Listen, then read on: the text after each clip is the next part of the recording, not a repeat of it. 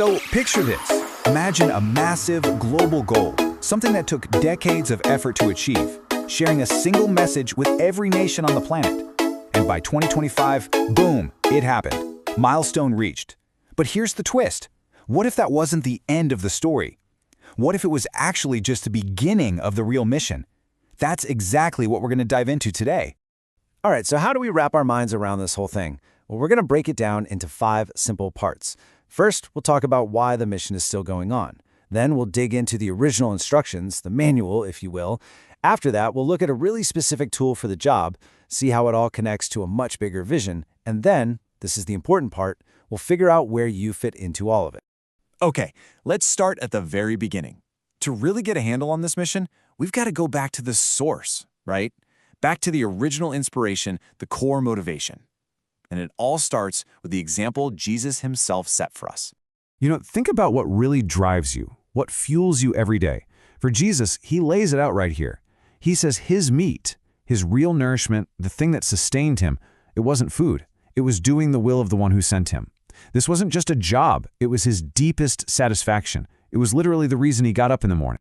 In that exact same intense focus, that same kind of driving purpose, well, that's what fueled that massive global push to get the gospel to every single nation by 2025.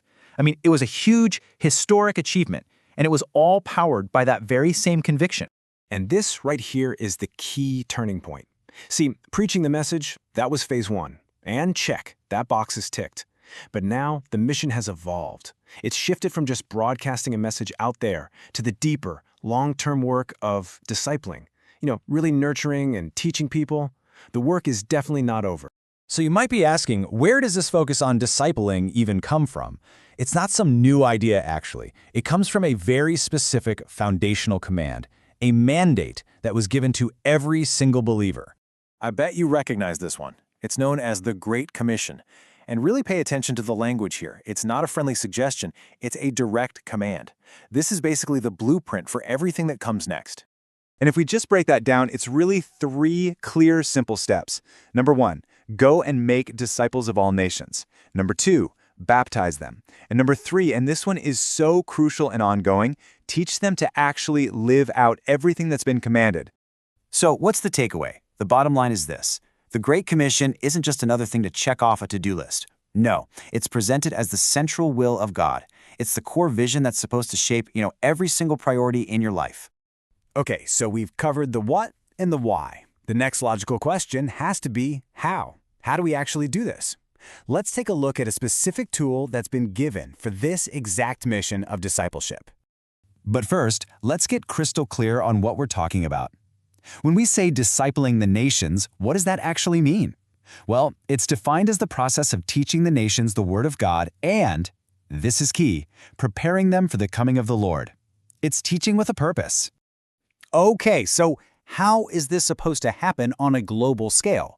I mean, that's a huge task, right? Well, the source material points us to a specific resource, the Rhapsody of Realities. It's presented as a divine tool designed specifically for this purpose of teaching and discipling. All right, let's zoom out for a second. Let's connect these individual actions, this one tool, to the huge grand-scale vision that it's all working towards. Check out this verse from Habakkuk. It paints such an incredible picture. This is the end goal right here. It's a vision of the entire earth being filled with the knowledge of the glory of the Lord, just like the waters cover the sea.